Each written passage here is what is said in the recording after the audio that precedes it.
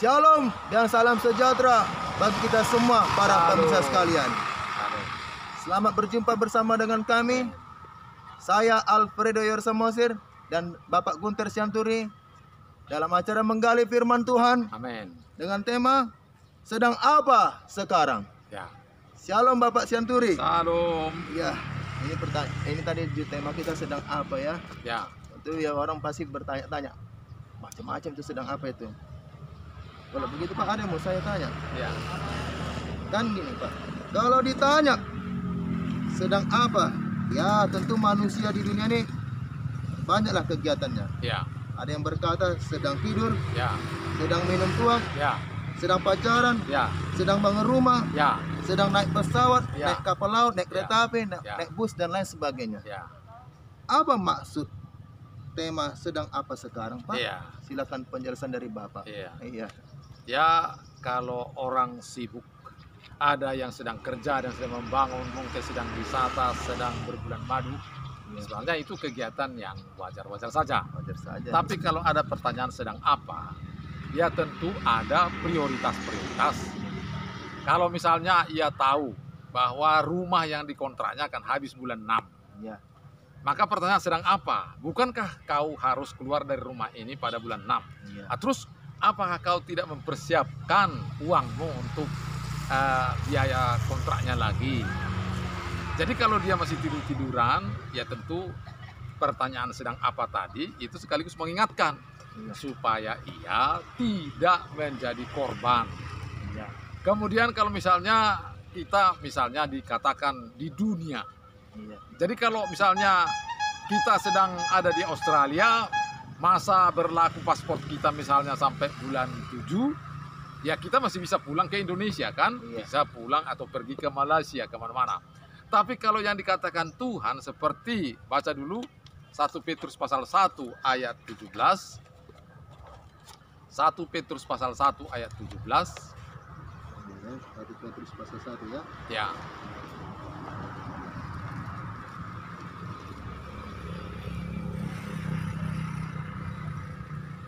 Satu Petrus pasal 1 ayat 17.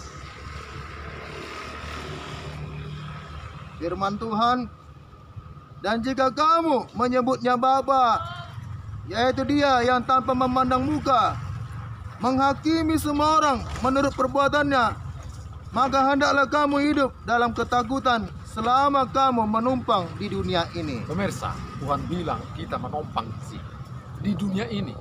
Jadi bukan menumpang misalnya di satu rumah, lalu kalau habis kontrak masih bisa kontrak yang lain, tetap masih di dunia ini. Tapi Tuhan bilang di dunia, jadi di dunia ini kita numpang. Berarti kalau numpang satu saat kita keluar dari dunia ini. Lalu kalau yang kita tahu sekarang, dunia adalah bumi. Bumi hanya satu. Kemudian yang lain adalah planet-planet. Kalau kita disuruh keluar dari bumi ini ke kemana? Seperti tadi kan kalau kita di dunia ini masih kontrak dari rumah satu ke kontrak rumah yang lain. Tapi kalau harus keluar dari dunia ini, kemana lagi? Dan yang ada hanya ada dua menurut firman Tuhan. Satu neraka dan juga satu lagi sorga. Jadi kalau ditanya sedang apa, tentu bukankah kita ada di dunia ini bukan saja untuk hidup sepanjang dunia ini atau untuk hari-hari dengan mencari makan, tapi juga persiapan untuk pulang, untuk keluar setelah kita habis numpang di sini. Jadi persiapan untuk pulang itu apa? Itu maka pertanyaan tadi relevan. Sedang apa? Apakah kau sedang santai di sini, sedang terlelap, atau kau sedang mempersiapkan hari-hari pulangmu? Itu kira-kira. Iya. Pertanyaan berikutnya, Samsir. Ya, tanya selanjutnya. Kalau misalnya orang tidak tahu bahwa dunia ini akan dilenyapkan Tuhan, bagaimanakah nantinya dengan orang itu? Ya, coba baca dulu 2 Petrus pasal 3 ayat 10. 2 Petrus pasal 3 ayat 10. 2 Petrus pasal 3 ayat 10. Firman Tuhan, tetapi hari Tuhan akan tiba seperti pencuri. Pada hari itu langit akan lenyap dengan gemuruh yang dahsyat, dan unsur-unsur dunia akan hangus dalam nyala api, dan bumi dan segala yang ada di atasnya akan hilang lenyap. Ini pengumuman Amin. dari Tuhan. pemberitahuan dari Tuhan yang disampaikan lewat hamba-hambanya. Kalau dikatakan semua unsur-unsur dunia, boleh di sana unsur feri untuk residu, unsur aluminium, unsur hidrogen atau air, unsur udara, semua dikatakan akan hangus dalam nyala api, dibakar semua, dan langit tidak akan ada lagi. Nah, terus bagaimana? Betullah seperti yang tadi, bahwa kita numpang di sini. Satu saat bumi ini akan dilenyapkan oleh Tuhan, habis semua. Makanya sekarang kalau ada gedung-gedung ataupun juga hotel-hotel yang tinggi, kemudian ada mobil-mobil Alphard mewah, harganya miliaran rupiah. Jangan heran kalau satu saat itu habis semua, lenyap, dibakar hangus. Nah kalau begitu, ada orang yang tidak peduli, yang tidak tahu keadaan itu. Nah sekarang saya kasih tahu bahwa bumi ini, saya sampaikan, pengumuman dari Tuhan ini akan dilenyapkan satu saat. Tuhan bilang hari kedatangan Tuhan itu tidak ditentukan kapan. Ia akan datang seperti pencuri pada waktu malam. Bisa jam 10 malam, bisa jam 12, bisa jam 1. Yang Tuhan katakan supaya kita berjaga-jaga. Jadi pertanyaan tadi sangat relevan. Sedang apa? Apakah kau sedang mempersiapkan hari Tuhan yang akan datang? Jadi kalau Tuhan sudah mengatakan bahwa bumi akan dilenyapkan, lalu bagaimana dengan orang yang tidak tahu? Ingatlah peristiwa Sodom dan Gomora. Baca pasal Lukas pasal 17 ayat 26 sampai 27. Firman Tuhan, dan sama seperti terjadi pada zaman Nuh, demikian pula halnya kelak pada hari-hari anak manusia. Mereka makan dan minum, mereka kawin dan dikawinkan, sampai pada hari Nuh masuk ke dalam bahtera. Lalu datanglah air bah dan membinasakan mereka semua. Ya, membinasakan semua. Tidak ada terkecuali selain Nuh. Ada satu pengumuman yang luar biasa diumumkan oleh Tuhan, bahwa ia akan datang. Tetapi banyak orang tidak tahu, mereka sibuk. Ada yang kawin-mawin, makan, minum, bangun rumah dan segala macam. Bukan tidak tahu. Itu Nuh sudah memberikan pengumuman. Dia bangun bahtera di atas gunung. Banyak orang tak peduli, banyak orang mencemooh. Nah, saudara, ini juga, saat ini juga Tuhan sedang memberitahu bahwa ia akan datang. Ya, ia akan melenyapkan dunia. Amin. Lalu bagaimana dengan mereka yang tidak mau tahu? Ya samalah seperti peristiwa air bah tadi, bahwa mereka dibinasakan. Tidak ada ampun. Baca lagi peristiwa Sodom dan Gomora pada Lukas 17 ayat 28 sampai 30. Demikian juga seperti yang terjadi di zaman Lot. Mereka makan dan minum, mereka membeli dan menjual, mereka menanam dan membangun. Tetapi pada hari Lot pergi keluar dari Sodom, turunlah hujan api dan hujan belerang dari langit dan membinasakan mereka semua. Demikianlah halnya kelak pada hari di mana anak manusia menyatakan dirinya. Ya. Amin.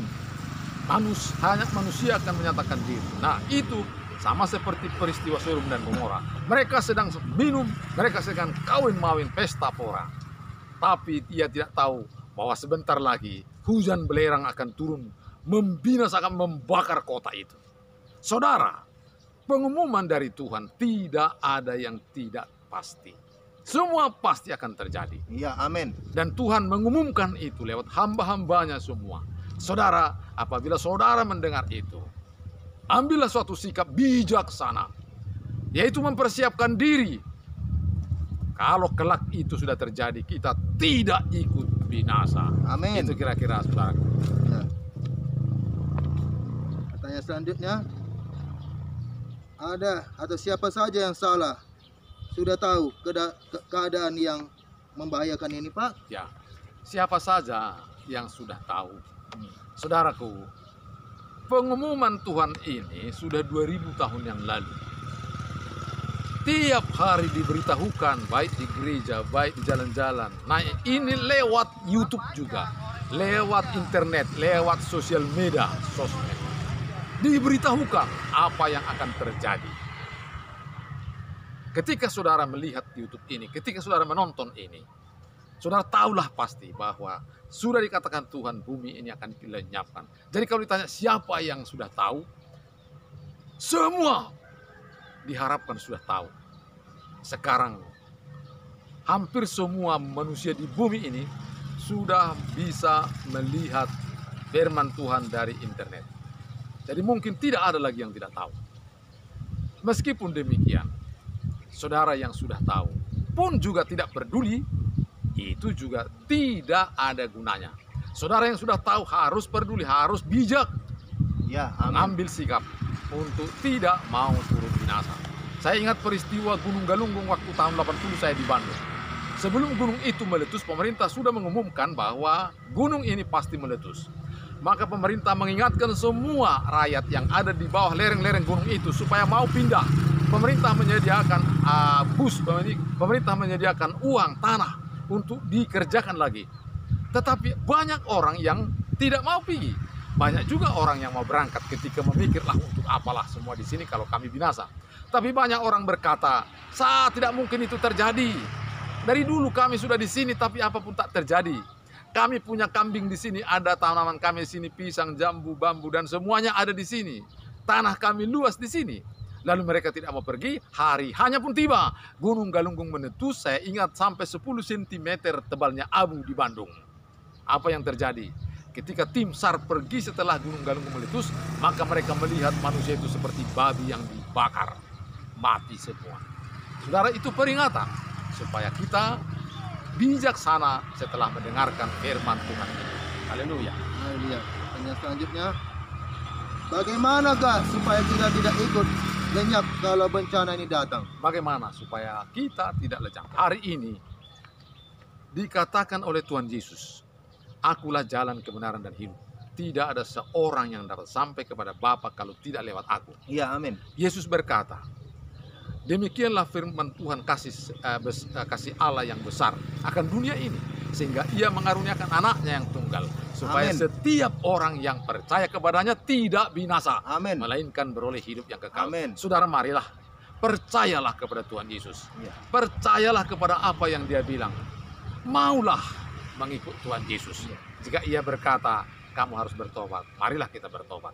Jika Yesus berkata, berdoalah selalu, mari kita berdoa. Jika Yesus berkata, musuhmu adalah setan, berjaga-jagalah, marilah kita berjaga-jaga.